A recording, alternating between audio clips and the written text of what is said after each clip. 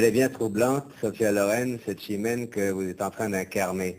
Non seulement parce que vous êtes italienne, mais enfin pour nous, à cause d'un certain Corneille, le Cid est une espèce de Jeanne d'Arc du sexe masculin et chimène à cause de cela.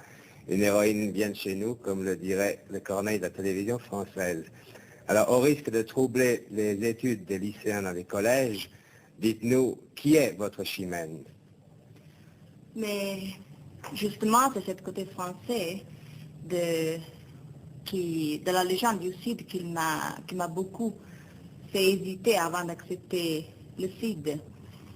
S'il n'y avait pas eu le Cid de Corneille, le personnage de Chimène serait un personnage comme tant d'autres entre la légende et l'histoire.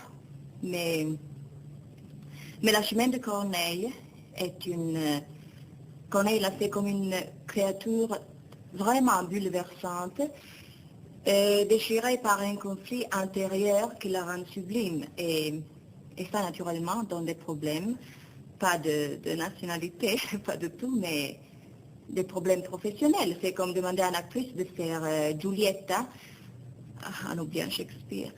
Ma chère Sophia Loren, vous parlez comme un livre, c'est merveilleux. Dès qu'on évoque les héros de Corneille ou de Racine, on a l'air de passer son baccalauréat. Très bien, avant de venir ici, je l'ai étudié beaucoup. Mais je n'en doute pas. Et à quelle chimène préférez-vous? Si je dois être franche, je préfère carrément la Chimène de Corneille, qui, même si est inconcevable hors du théâtre, mais je vous assure que notre Chimène est peut-être moins poétique, mais je vous assure qu'elle est bien plus cinématographique. Mais ce n'est pas seulement la naissance d'une nouvelle chimène que nous assistons, il paraît aussi que nous allons découvrir une nouvelle Sophia Loren. Et à ce sujet, Sophia, je voudrais vous raconter une petite histoire que peut-être vous ne connaissez pas. Nous avons un très bon ami commun qui s'appelle Henri Janson. Et Henri Janson, l'autre jour, m'a envoyé un télégramme. Et dans ce télégramme, il y avait, je viens de voir la chose la plus extraordinaire que j'ai vue depuis que je vais au cinéma, c'est Sophia Loren dans le nouveau film de De Sica, Ciociara. Il se passe quelque chose de très curieux chez vous, Sophia Loren, c'est que dans le fond, vous avez réussi sans avoir jamais appris. Vous n'êtes pas passé par des écoles de comédie, vous n'êtes pas penché sur des textes, vous n'avez pas mis des cailloux dans votre bouche pour mieux articuler. Est-ce que ça veut dire qu'on peut devenir une excellente actrice sans avoir appris la comédie? Moi, je crois beaucoup dans l'expérience continuelle qu'on peut avoir sur le plateau.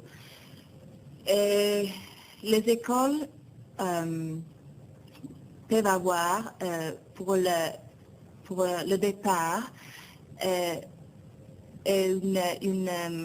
comment on dit, peuvent être très bien pour le départ, pour des acteurs qui commencent, mais après je crois qu'il faut oublier les règles qui risqueraient de mécaniser le jeu spontané de l'action.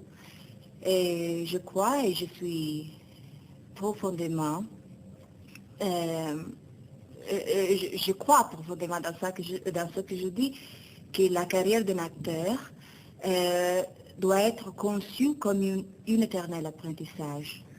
Une dernière confidence, Sophia Loren, cela fait plusieurs fois que nous avons la chance de vous filmer.